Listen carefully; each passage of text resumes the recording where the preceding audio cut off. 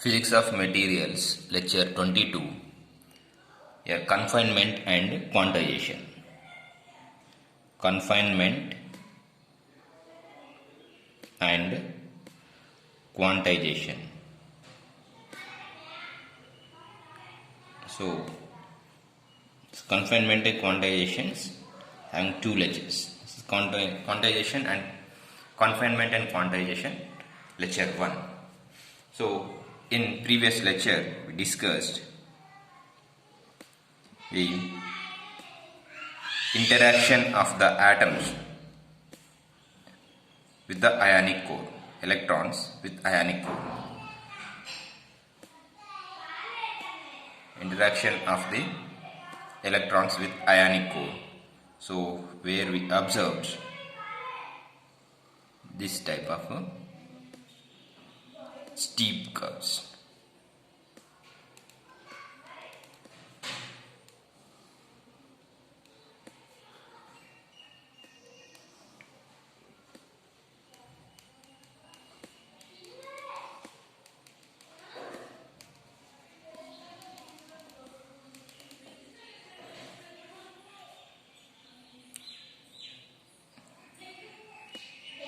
Observed.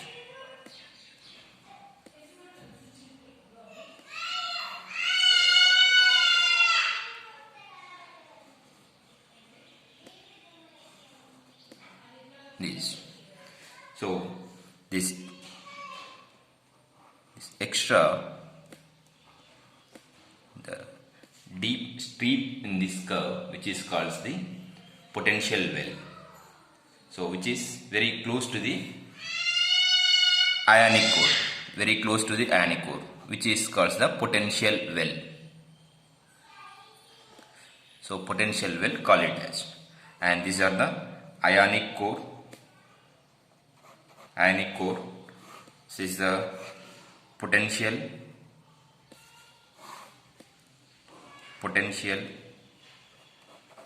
Okay. So with respect to potential, this deep steep fall in potential close to each ionic core, so which is called the potential well. So as seen, the potential inside the solid is not constant, and it is therefore necessary for the build enough the detail into the model incorporate the potential approximation and by electron as a function of positions. So as a function of position, so what is the incorporation, what is the potential of the electron when it is close to the ionic core? So this is the results that we observe, and we are taking it is as a one-dimensional lattice.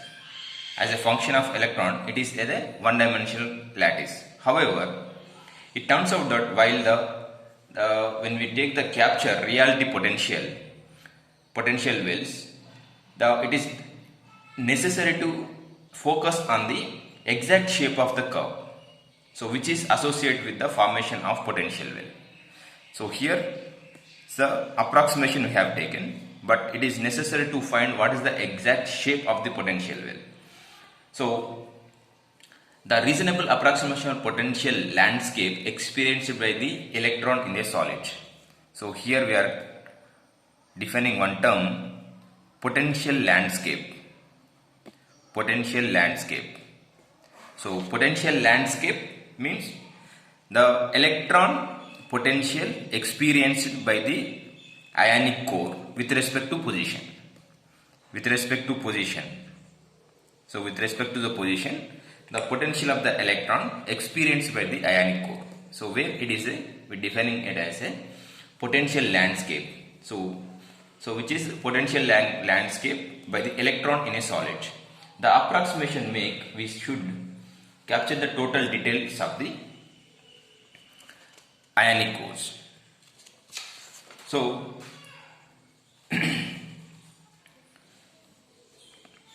to make easy calculations,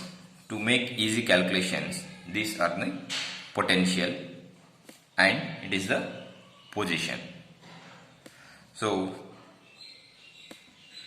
these are ionic cores. Okay.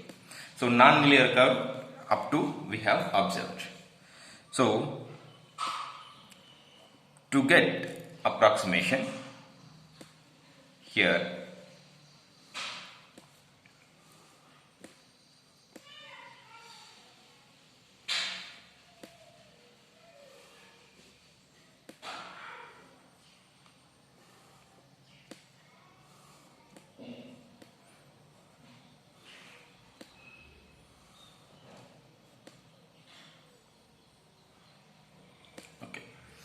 so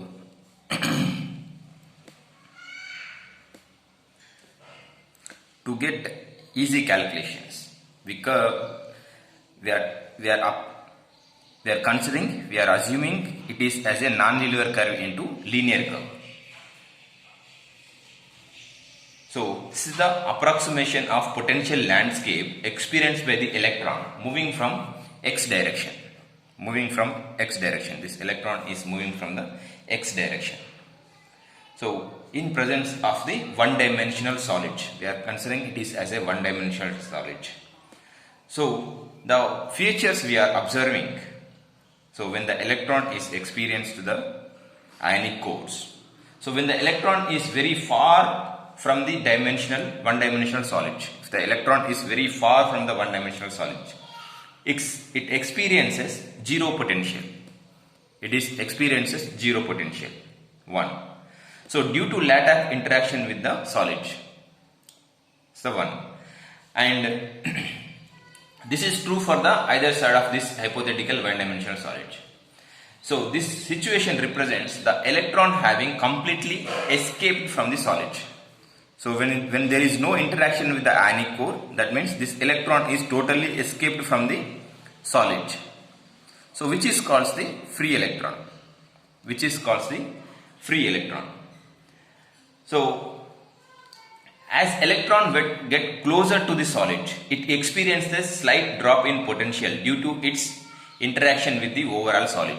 If it is very far away from the solid, it's the ionic core, so it may get out of the solid, which is called the electron coming out from the solid, where we observed in photoelectric effect.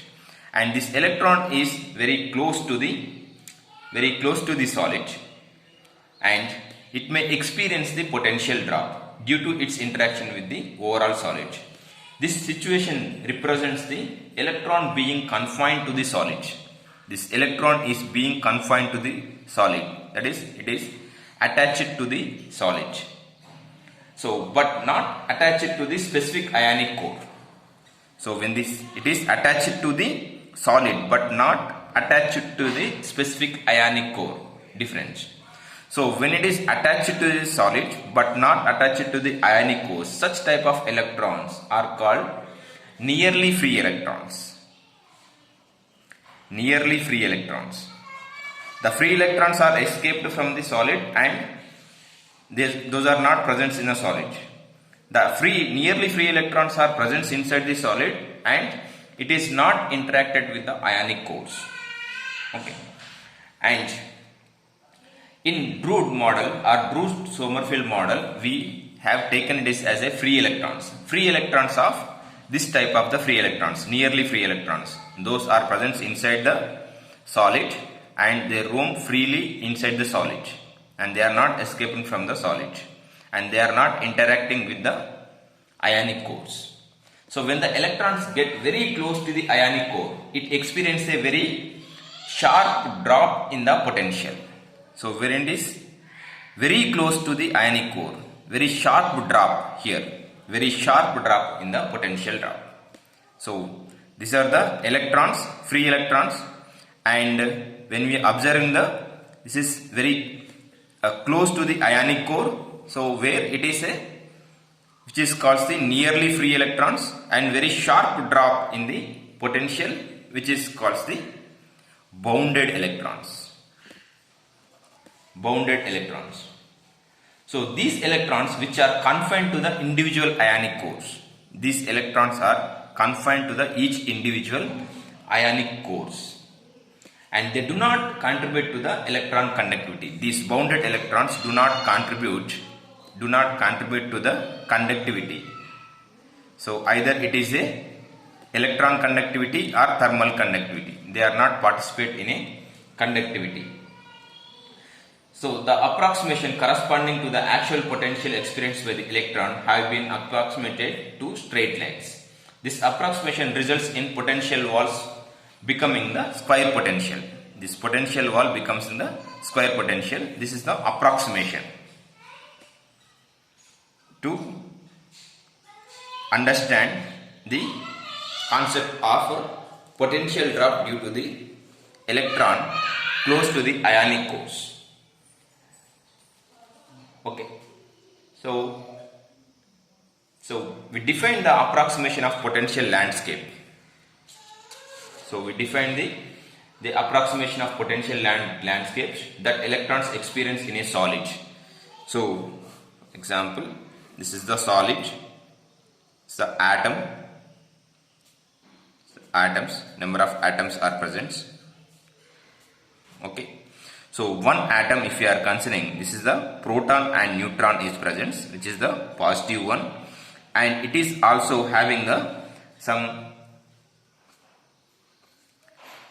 orbitals, one orbital and two orbitals and three orbital, and which is having the only one outermost electrons. So this one orbital, two orbital is bounded to the ionic cores. So these are bounded to the ionic cores. So these are called bounded electrons. So these electrons are present very deep potential drop. So they may present up to this range. So this is called the free electron. This free electron is present at this position. This is the EF, very close to the Fermi energy. So it is present here. And some of the electron is present here. It is escaped from the solid. So those are present here. So these are free electrons and very close to the ionic cores, which is called the nearly free electrons. And here very deep it is present, where it is called the bounded electrons. Okay. So in Drude-Sommerfeld model, when the electrons fill up the states available to the nearly free electrons. In Drude-Sommerfeld model,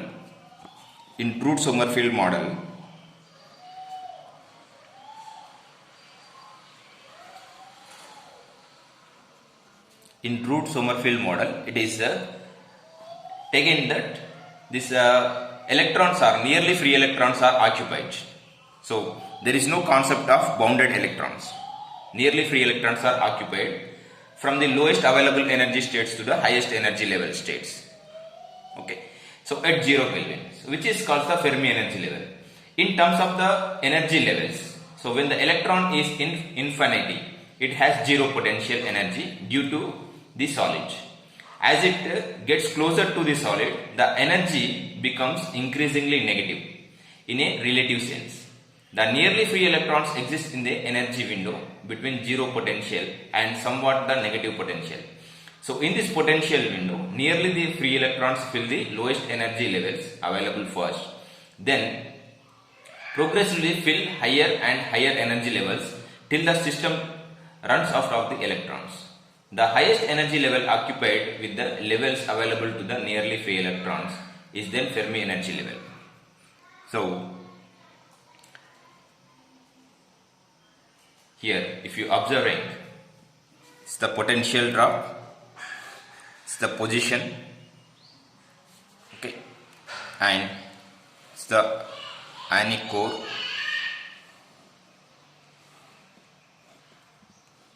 one situation if you are taking, and it's the zero potential. It is the potential. Okay, so now it is having the negative potential. So here we are considering it is a EF, Fermi energy level, and here this is the phi, work function of the materials. So from here to here, only energy levels available. energy levels available.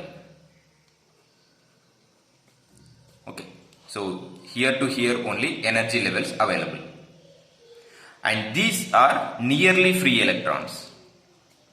Nearly free electrons. Nearly free electrons. And here also energy levels are present inside. So these are total bounded electrons are present. These are bounded electrons are present. Here to here nearly free electrons are present, and from here to there total escaped electrons or free electrons are present. So when the when the energy is supplied to it, this nearly free electrons goes out to the work function, above the work function. Then these electrons are escaped from the solid. They get free from the solid. Okay. So when you are observing when you are giving the energy, these electrons move to the next energy level, highest energy levels. Depends upon their captured energy.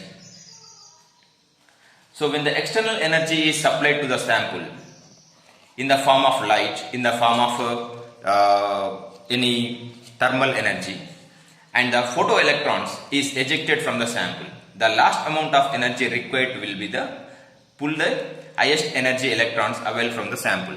So here this will get out, and if there is no electrons present at this position, then next electrons are ejected from the sample. So the highest energy electrons available in the metals are the electrons at the Fermi energy. The energy that will therefore require to remove this electron will be different between the Fermi energy and the zero potential corresponding to the escaped electrons. This energy required different as the work function. So it is required the work function of these electrons. So based on this discussion, so we now have understanding of the confined of the electrons. This is bounded electrons confined in this strip, bounded electrons, and the nearly free electrons confined here. Free electrons are not at all confined. So the work function of the solid, let us use the picture, the behavior of the electrons in a solid. So where we have the two types of electrons. The electron types is, one is truly free electrons. Truly free electrons. Second one is the confined electrons. Confined electrons. Confined electrons again nearly free electrons. Nearly free electrons. These are confined to the solid, and these are bounded electrons. These are confined to the ionic core. So this is confined to solid, and this is confined to ionic core. So it is useful to understand how electrons behave. We have to employ the quantum mechanical tools to the problem. So we are applying the quantum mechanical tools. Quantum mechanical tools to understanding this behavior of electrons inside this solid. Okay. So, and then we make the one model to explain the behavior of electrons with respect to position, with respect to potentials. So based on the quantum mechanical tools, so based on the de Broglie equation, this is lambda is equal to h by p. Lambda is equal to h by p, and from this, so we know this p is equal to h by lambda. And defining the one term, now we define the term h bar is equal to h by 2 pi, and wave vector k is equal to 2 pi by lambda, these two terms. So we define h bar we define the h bar is equal to h by 2 pi and wave vector k is equal to 2 pi by lambda, these two terms. So from the de Broglie equation, this momentum is equal to P is equal to h by lambda. So h by 2 pi into 2 pi by lambda gets cancelled, again the same equation you will get. So h by 2 pi is equal to h bar, 2 pi by lambda is equal to k. So P is equal to h bar k. So one relation. So we have the energy and momentum relation. Energy and momentum relation. So where E is equal to P square by 2m. E is equal to P square by 2m or P equal to under root of E to m.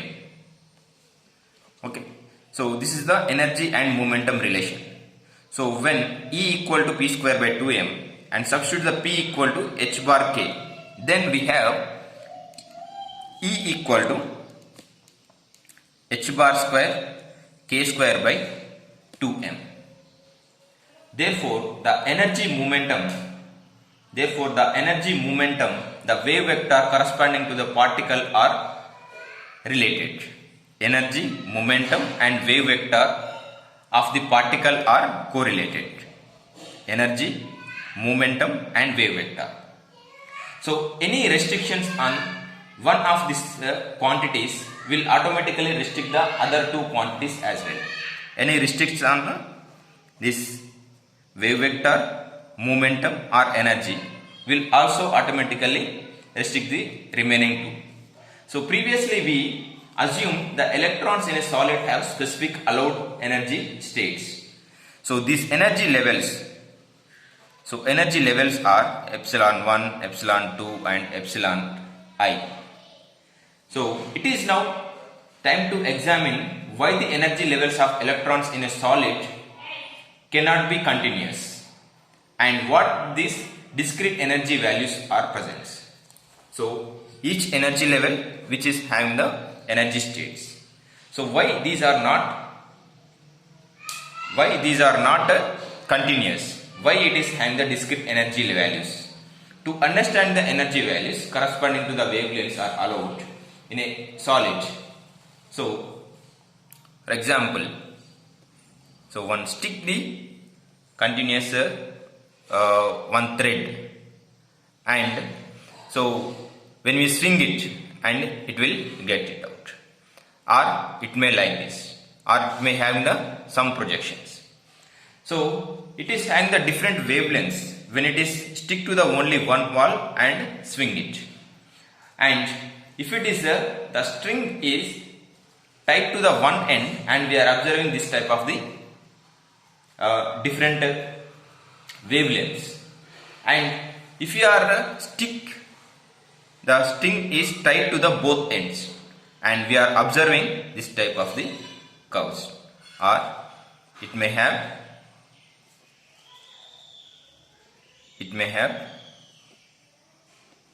this. Okay, so different type of the waves that we observe. So when we bind to the two ends, the waves must be such that the distance between the ends of the string must correspond to the integral multiply of wavelengths. The waves which are present inside these two strings, which are the integral multiple of half wavelengths. So you can observe this is A equal to lambda by 2 if you are observing this A. So which is in A equal to lambda by 2, A equal to 2 lambda by 2, A equal to 3 lambda by 2. Like this it is observed. So the distance between the walls where the string is tied, which is A, then the wavelength supported by the string can also be kind of the satisfies one of the following relationships. So these relationships it will satisfy. So in the general form being in the general form being, this is A is equal to n lambda by 2. So where n is a integer, where A is the integer. So these are the only values of the wavelength that are allowed from the string tied to the ends. These are the only values that are allowed. So this discretization of energy values is called quantization. This discretization of energy values, this discretization of energy values is called quantization. Is called quantization, or in other words we call it as a confinement. Confinement. So when it is confined in a deep strip or close to the solid, confined to the solid, confined to the ionic core, and in between the electrons moving with a certain wavelengths, and these wavelengths are corresponding to A equal to n lambda by 2, or these are also moving with some wavelengths. Okay, so which is called the quantization or confinement towards the solids or in the ionic core in a quantum well, which is called the quantum well. Okay, so we will discuss further about the confinement and quantization in the next class. Thank you.